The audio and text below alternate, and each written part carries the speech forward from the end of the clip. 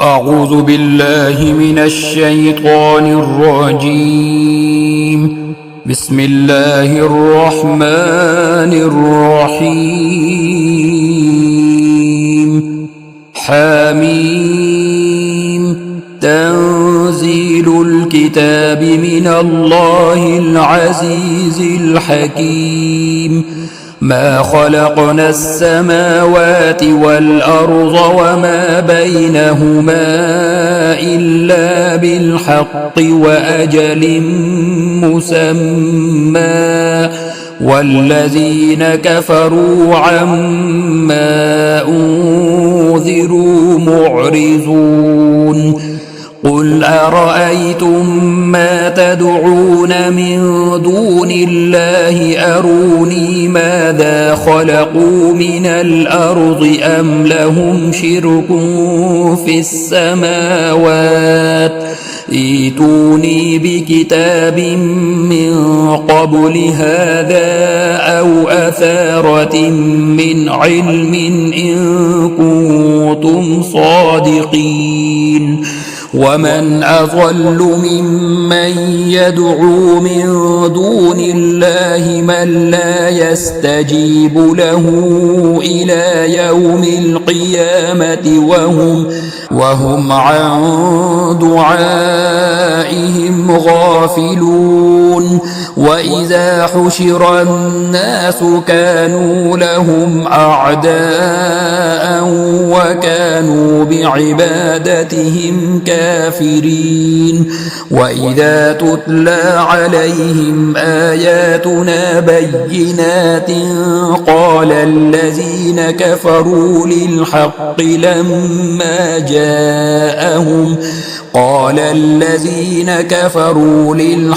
لما جاءهم هذا سحر مبين. أم يقولون افتراه قل إن افتريته فلا تملكون لي من الله شيئا هو أعلم بما تفيضون فيه كفى به شهيدا بيني وبينكم وهو الغفور الرحيم. قل ما كنت بدعا من الرسل وما أدري ما يفعل بي ولا بكم إن أتبع إلا ما يوحى إلي وما أنا إلا نذير مبين. قل أرأيتم إن كان من عند الله وكفرتم به وشهد شاهد من بني إسرائيل على مثله فآمن واستكبرتم إن الله لا يهدي القوم الظالمين. وقال الذين كفروا للذين آمنوا لو كان خيرا ما سبقونا إليه وإذ لم يهتدوا به فسيقولون هذا إفك قديم. ومن قبله كتاب موسى إماما ورحمة وهذا كتاب مصدق لسانا عربيا لينذر الذين ظلموا وبشرى للمحسنين. إن الذين قالوا ربنا الله ثم استقاموا فلا خوف عليهم ولا هم يحزنون. أولئك أصحاب الجنة خالدين فيها جزاء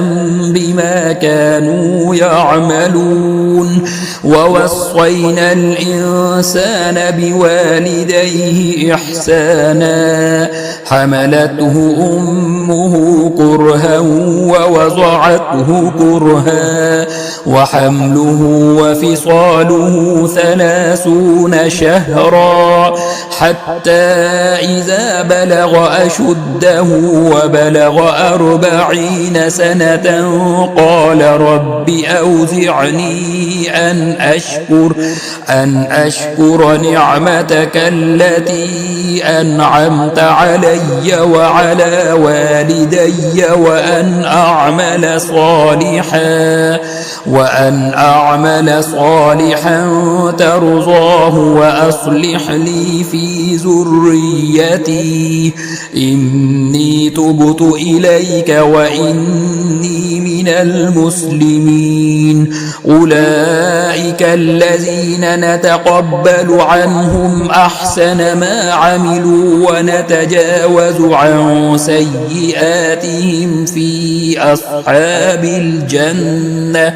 وعد الصدق الذي كانوا يوعدون. والذي قال لوالديه أف لكما أتعدانني أن أخرج وقد خلت القرون من قبلي وهما يستغيثان الله ويلك آمن إن وعد الله حق فيقول ما هذا إلا أساطير الأولين. أولئك الذين حق عليهم القول في قد خلت من قبلهم من الجن والإنس إنهم كانوا خاسرين. ولكل درجات مما عملوا وليوفيهم أعمالهم وهم لا يظلمون. ويوم يعرض الذين كفروا على النار أذهبتم طيباتكم في حياتكم الدنيا واستمتعتم بها فاليوم تجزون عذاب الهون بما كنتم تستكبرون في الأرض بغير الحق وبما كنتم تفسقون. واذكر أخا عاد إذ أنذر قومه بالأحقاف وقد خلت النذر من بين يديه ومن خلفه ألا تعبدوا إلا الله إني أخاف عليكم عذاب يوم عظيم. قالوا أجئتنا لتأفكنا عن آلهتنا فأتنا بما تعدنا إن كنت من الصادقين. قال إنما العلم عند الله وأبلغكم ما أرسلت به ولكني أراكم قوما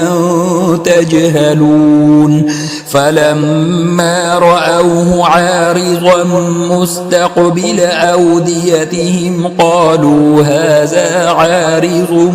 ممطرنا بل هو ما استعجلتم به ريح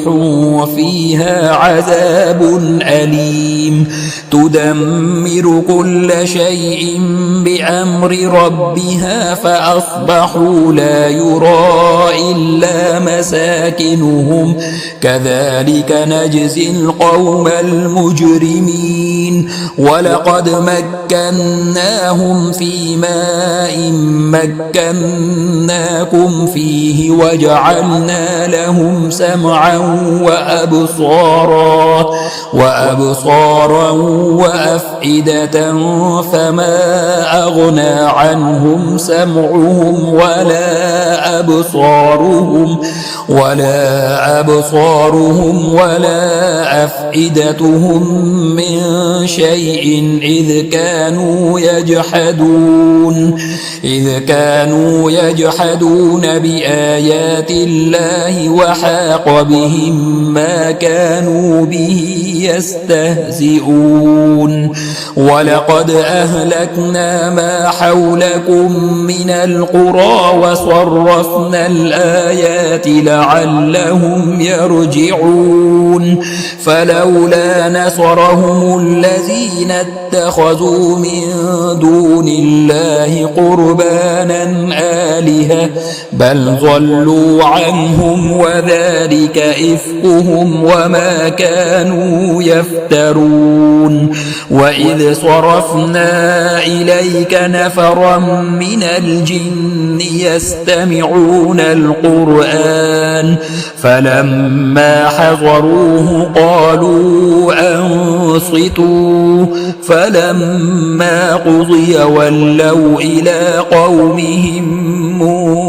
منذرين قالوا يا قومنا إنا سمعنا كتابا أنزل من بعد موسى مصدقا لما بين يديه يهدي إلى الحق وإلى طريق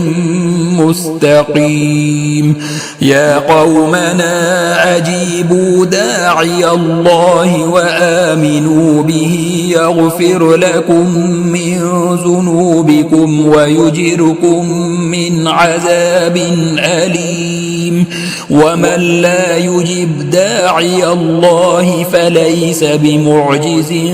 في الأرض وليس له من دونه أولياء أولئك في ضلال مبين أولم يروا أن الله الذي خلق السماوات والأرض ولم يعي بخلقهن بقادر على أن يحيي الموتى بلى إنه على كل شيء قدير ويوم يعرض الذين كفروا على النار أليس هذا بالحق قالوا بلى وربنا قال فذوقوا العذاب بما كنتم تكفرون فاصبر كما صبر أولو العزم من الرسل ولا تستعجل لهم كأنهم يوم يرون ما يوعدون لم يلبثوا إلا ساعة من نهار بلاغ فهل يهلك إلا القوم الفاسقون بسم الله الرحمن الرحيم الذين كفروا وصدوا عن سبيل الله أضل أعمالهم والذين آمنوا وعملوا الصالحات وآمنوا بما نزل على محمد وهو الحق من ربهم كفر عنهم سيئاتهم وأصلح بالهم ذلك بأن الذين كفروا اتبعوا الباطل وأن الذين آمنوا اتبعوا الحق من ربهم كذلك يضرب الله للناس أمثالهم فإذا لقيتم الذين كفروا فضرب الرقاب حتى إذا أثخنتموهم فشدوا الوثاق فإما منا بعد وإما فداء حتى تضع الحرب أوزارها ذلك ولو يشاء الله لانتصر منهم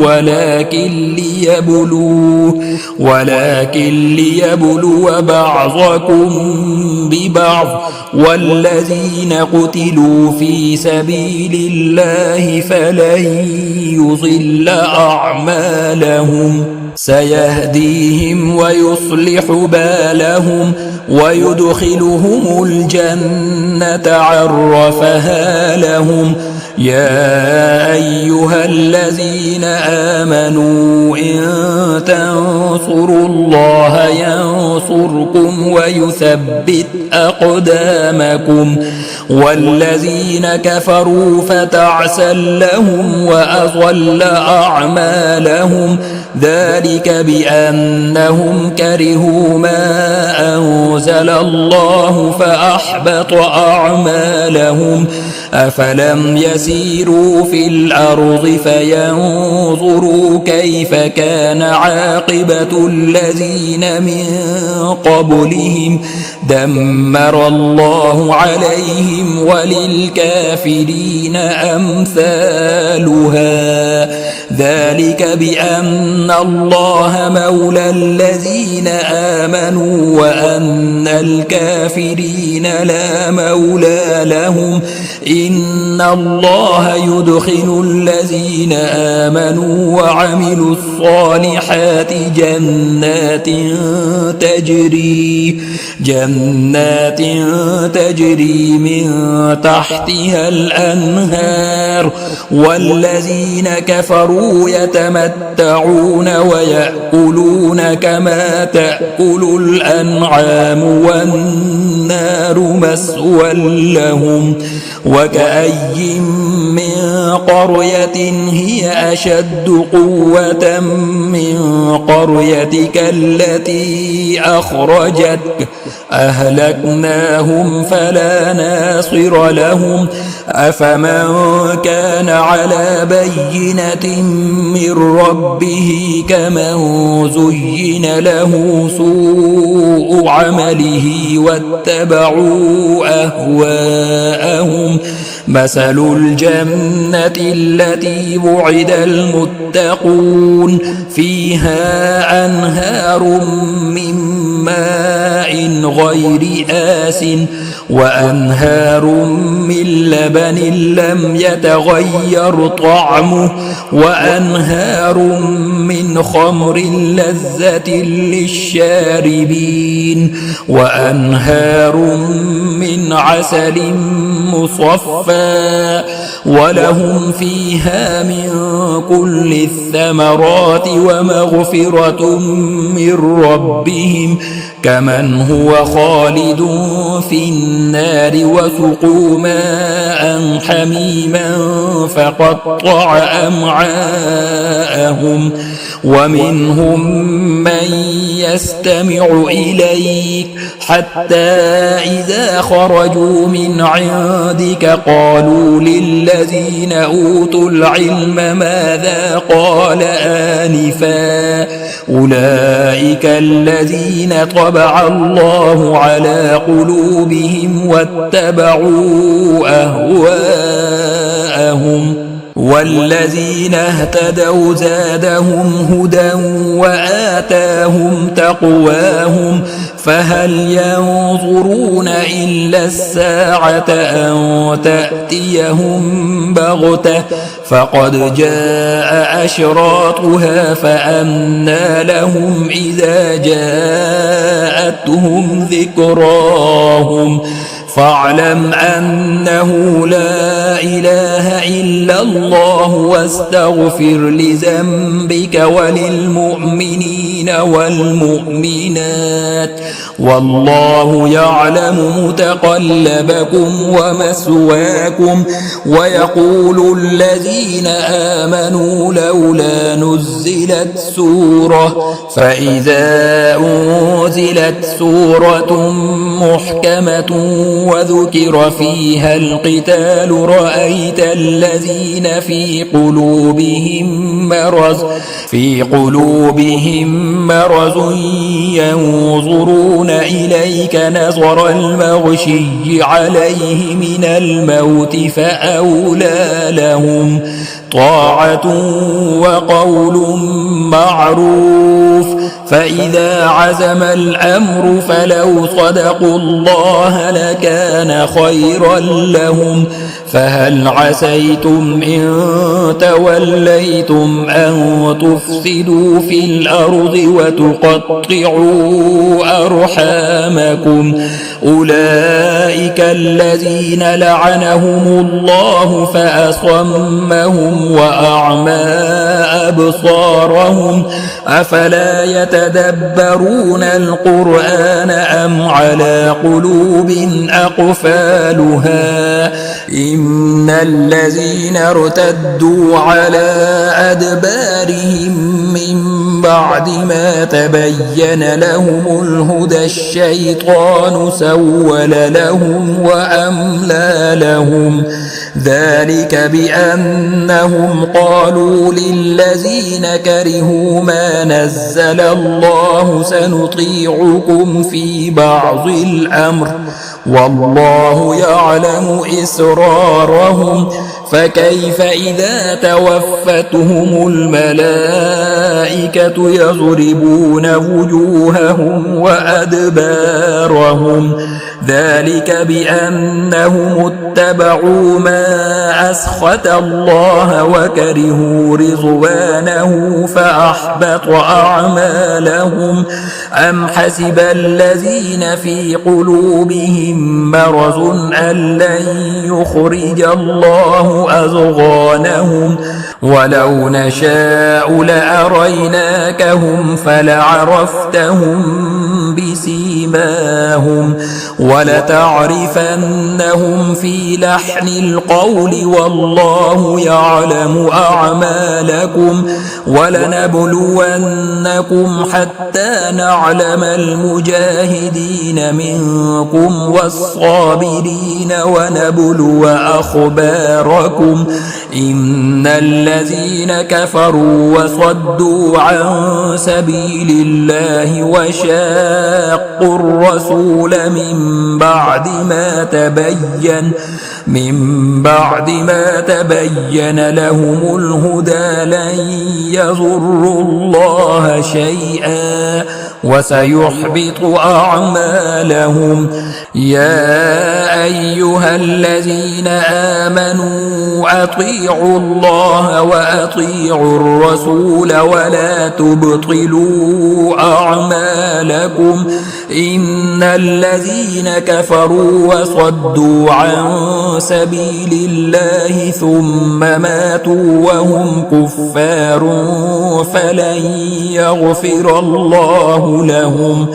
فلا تهنوا وتدعوا إلى السلم وأنتم الأعلون والله معكم ولن يتركم أعمالكم إنما الحياة الدنيا لعب ولهو وإن تؤمنوا وتتقوا يؤتكم أجوركم ولا يسألكم أموالكم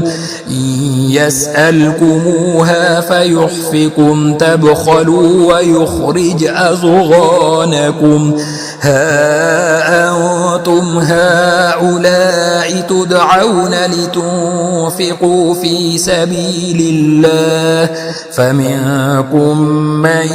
يبخل ومن يبخل فإنما يبخل عن نفسه والله الغني وأنتم الفقراء وإن تتولوا يستبدل قوما غيركم ثم لا يكونوا أمثالكم بسم الله الرحمن الرحيم إنا فتحنا لك فتحا مبينا ليغفر لك الله ما تقدم من ذنبك وما تأخر ويتم نعمته عليك ويهديك صراطا مستقيما وينصرك الله نصرا عزيزا هو الذي أنزل السكينة في قلوب المؤمنين ليزدادوا إيمانا مع إيمانهم ولله جنود السماوات والأرض وكان الله عليما حكيما ليدخل المؤمنين والمؤمنات جنات تجري من تحتها الأنهار خالدين فيها ويكفر عنهم سيئاتهم وكان ذلك عند الله فوزا عظيما ويعذب المنافقين والمنافقات والمشركين والمشركات الظانين بالله ظن السوء عليهم دائرة السوء وغضب الله عليهم ولعنهم وأعد لهم جهنم وساءت مصيرا ولله جنود السماوات والأرض وكان الله عزيزا حكيما إنا أرسلناك شاهدا ومبشرا ونذيرا لتؤمنوا بالله ورسوله وتعزروه وتوقروه وتسبحوه بكرة وأصيلا إن الذين يبايعونك إنما يبايعون الله يد الله فوق أيديهم فمن نكث فإنما ينكث على نفسه ومن أوفى بما عاهد عليه الله فسيؤتيه أجرا عظيما سيقول لك المخلفون من الأعراب شغلتنا أموالنا وأهلنا فاستغفر لنا يقولون بألسنتهم ما ليس في قلوبهم قل فمن يملك لكم من الله شيئا إن أراد بكم ضرا أو أراد بكم نفعا بل كان الله بما تعملون خبيرا بل ظننتم أن لن ينقلب الرسول والمؤمنون إلى أهليهم أبدا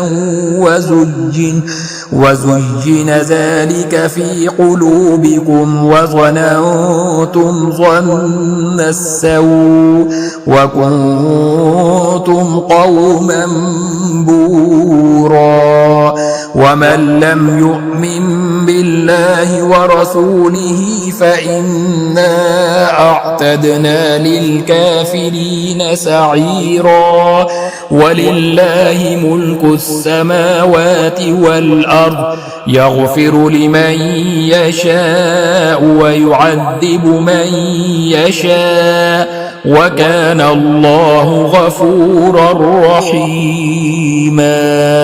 سيقول المخلفون إذا انطلقتم إلى مغانم لتأخذوها ذرونا نتبعكم يريدون أن يبدلوا كلام الله قل لن تتبعونا كذلكم قال الله من قبل فسيقولون بل تحسدوننا بل كانوا لا يفقهون إلا قليلا قل للمخلفين من الأعراب ستدعون إلى قوم أولي بأس شديد تقاتلونهم أو يسلمون فإن تطيعوا يؤتكم الله أجرا حسنا وإن تتولوا كما توليتم من قبل يعذبكم عذابا أليما ليس على الأعمى حرج ولا على الأعرج حرج ولا على المريض حرج ومن يطع الله ورسوله يدخله جنات تجري من تحتها الأنهار ومن يتول يعذبه عذابا أليما لقد رضي الله عن المؤمنين إذ يبايعونك تحت الشجرة فعلم ما في قلوبهم فأنزل السكينة عليهم وأثابهم فتحا قريبا ومغانم كثيرة يأخذونها وكان الله عزيزا حكيما وعدكم الله مغانم كثيرة تأخذونها فعجل لكم هذه وكف أيدي الناس عنكم ولتكون آية للمؤمنين ويهديكم صراطا مستقيما وأخرى لم تقدروا عليها قد أحاط الله بها وكان الله على كل شيء قديرا ولو قاتلكم الذين كفروا لولوا الأدبار ثم لا يجدون وليا ولا نصيرا سنة الله التي قد خلت من قبل ولن تجد لسنة الله تبديلا وهو الذي كف أيديهم عنكم وأيديكم عنهم ببطن مكة من بعد أن أظفركم عليهم وكان الله بما تعملون بصيرا هم الذين كفروا وصدوكم عن المسجد الحرام والهدي معكوفا أن يبلغ محله ولولا رجال مؤمنون ونساء مؤمنات لم تعلموهم أن تطؤوهم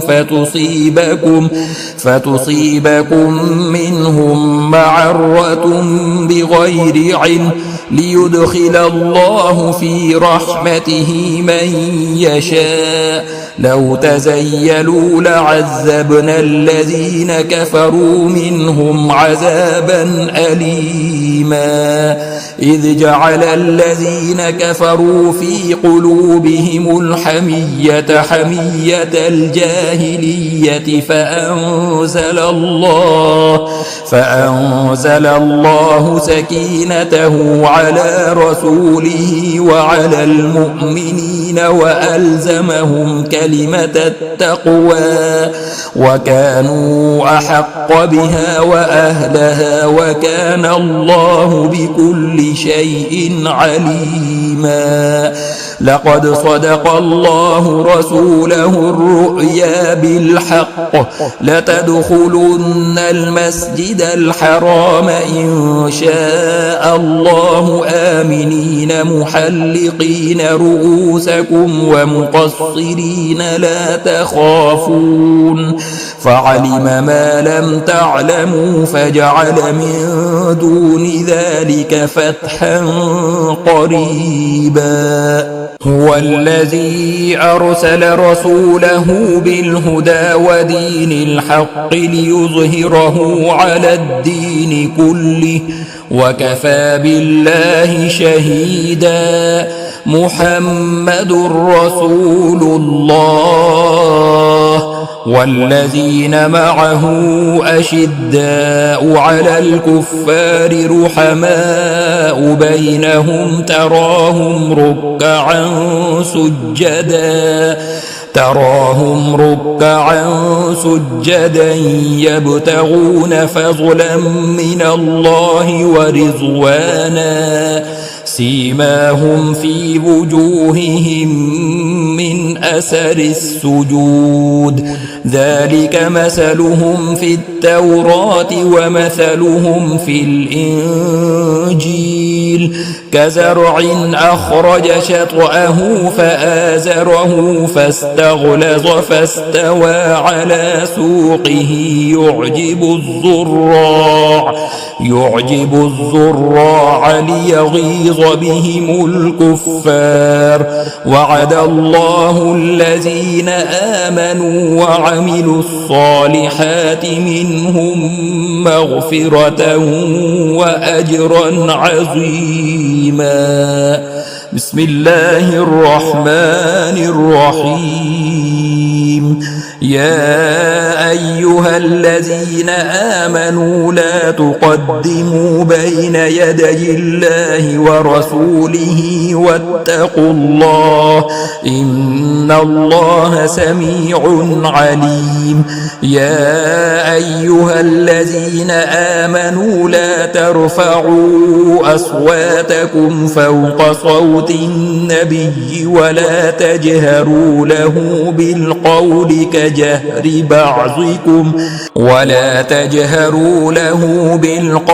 كجهر بعضكم لبعض أن تحبط أعمالكم وأنتم لا تشعرون. إن الذين يغضون أصواتهم عند رسول الله أولئك الذين امتحن الله قلوبهم للتقوى لهم مغفرة وأجر عظيم. إن الذين ينادونك من وراء الحجرات أكثرهم لا يعقلون. ولو أنهم صبروا حتى تخرج إليهم لكان خيرا لهم والله غفور رحيم. يا أيها الذين آمنوا إن جاءكم فاسق بنبأ فتبينوا أن تصيبوا قوما بجهالة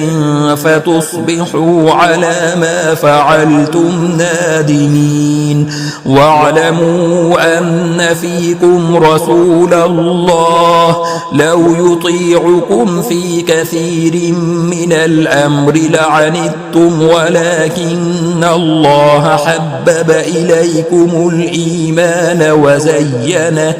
وزينه في قلوبكم وكره إليكم الكفر والفسوق والعصيان أولئك هم الراشدون فضلا من الله ونعمة والله عليم حكيم. وإن طائفتان من المؤمنين اقتتلوا فأصلحوا بينهما فإن بغت إحداهما على الأخرى فقاتلوا التي تبغي حتى تفيء إلى أمر الله فإن فاءت فأصلحوا بينهما بالعدل وأقسطوا إن الله يحب المقسطين. إنما المؤمنون إخوة فأصلحوا بين أخويكم واتقوا الله لعلكم ترحمون. يا أيها الذين آمنوا لا يسخر قوم من قوم عسى أن يكونوا خيرا منهم ولا نساء من نساء عسى عسى أن يكن خيرا منهن ولا تلمزوا أنفسكم ولا تنابزوا بالألقاب بئس الاسم الفسوق بعد الإيمان ومن لم يتب فأولئك هم الظالمون يا أيها الذين آمنوا اجتنبوا كثيرا من الظن إن بعض الظن إثم ولا تجسسوا ولا يغتب بعضكم بعضا أيحب أحدكم أن يأكل لحم أخيه ميتا فكرهتموه واتقوا الله إن الله تواب رحيم يا أيها الناس إنا خلقناكم من ذكر وأنثى وجعلناكم شعوبا وقبائل لتعارفوا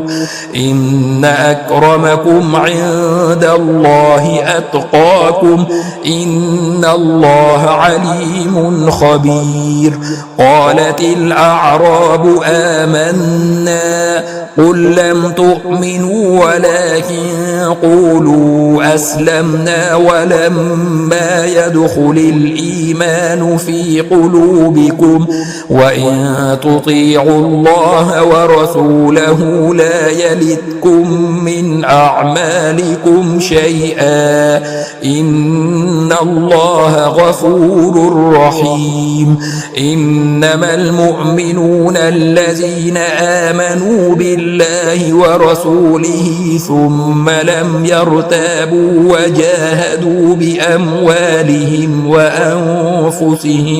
وأنفسهم في سبيل الله أولئك هم الصادقون قل أتعلمون الله بدينكم والله يعلم ما في السماوات وما في الأرض والله بكل شيء عليم يمنون عليك أن أسلموا قل لا تمنوا علي إسلامكم بل الله يمن عليكم أن هداكم للإيمان إن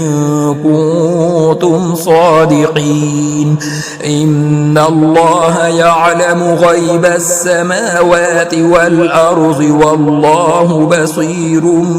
بما تعملون بسم الله الرحمن الرحيم قاف والقرآن المجيد بل عجبوا أن جاءهم منذر منهم فقال الكافرون هذا شيء عجيب أإذا متنا وكنا ترابا ذلك رجع بعيد قد علمنا ما تنقص الأرض منهم وعندنا كتاب حفيظ بل كذبوا بالحق لما جاءهم فهم في أمر مريج أفلم ينظروا إلى السماء فوقهم كيف بنيناها وزيناها وما لها من فروج والأرض مددناها وألقينا فيها رواسي وأنبتنا فيها من كل زوج بهيج تبصرة وذكرى لكل عبد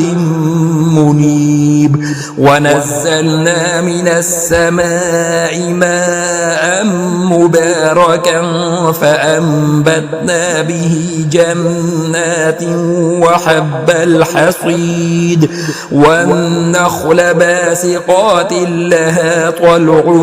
نضيد رزقا للعباد وأحيينا به بلدة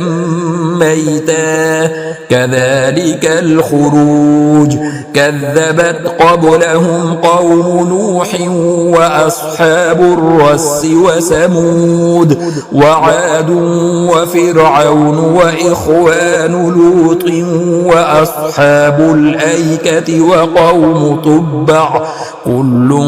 كذب الرسل فحق وعيد أفعينا بالخلق الأول بل هم في لبس من خلق جديد ولقد خلقنا الإنسان ونعلم ما توسوس به نفسه ونحن أقرب إليه من حبل الوريد إذ يتلقى المتلقيان عن اليمين وعن الشمال قعيد ما يلفظ من قول إلا لديه رقيب عتيد وجاءت سكرة الموت بالحق ذلك ما كنت منه تحيد ونفخ في الصور ذلك يوم الوعيد وجاءت كل نفس معها سائق وشهيد لقد كنت في غفلة من هذا فكشفنا عنك غطاءك فبصرك اليوم حديد وقال قرينه هذا ما لدي عتيد ألقيا في جهنم كل كفار عنيد مناع للخير معتد مريب الذي جعل مع الله إلها آخر فألقياه في العذاب الشديد قال قرينه ربنا ما أطغيته ولكن كان في ضلال بعيد قال لا تختصموا لدي وقد قدمت إليكم بالوعيد ما يبدل القول لدي وما أنا بظلام للعبيد يوم نقول لجهنم هل امتلأت وتقول هل من مزيد وأزلفت الجنة للمتقين غير بعيد هذا ما توعدون لكل أواب حفيظ من خشي الرحمن بالغيب وجاء بقلب منيب ادخلوها بسلام ذلك يوم الخلود لهم ما يشاءون فيها ولدينا مزيد وكم أهلكنا قبلهم من قرن هم أشد منهم بطشا فنقبوا في البلاد هل من محيص إن في ذلك لذكرى لمن كان له قلب أو ألقى السمع وهو شهيد ولقد خلقنا السماوات والأرض وما بينهما في 6 أيام وما مسنا من لغوب فاصبر على ما يقولون وسبح بحمد ربك قبل طلوع الشمس وقبل الغروب ومن الليل فسبحه وأدبار السجود واستمع يوم ينادي المناد من مكان قريب يوم يسمعون الصيحة بالحق ذلك يوم الخروج إنا نحن نحيي ونميت وإلينا المصير يوم تشقق الأرض عنهم سراعا ذلك حشر علينا يسير نحن أعلم بما يقولون وما أنت عليهم بجبار فذكر بالقرآن من يخاف وعيد بسم الله الرحمن الرحيم والذاريات ذروا فالحاملات وقرا فالجاريات يسرا فالمقسمات أمرا إنما توعدون لصادق وإن الدين لواقع والسماء ذات الحبك إنكم لفي قول مختلف يؤفك عنه من أفك قتل الخراصون الذين هم في غمرة ساهون يسألون أيان يوم الدين يوم هم على النار يفتنون ذوقوا فتنتكم هذا الذي كنتم به تستعجلون إن المتقين في جنات وعيون آخذين ما آتاهم ربهم إنهم كانوا قبل ذلك محسنين كانوا قليلا من الليل ما يهجعون وبالأسحار هم يستغفرون وفي أموالهم حق للسائل والمحروم وفي الأرض آيات للموقنين وفي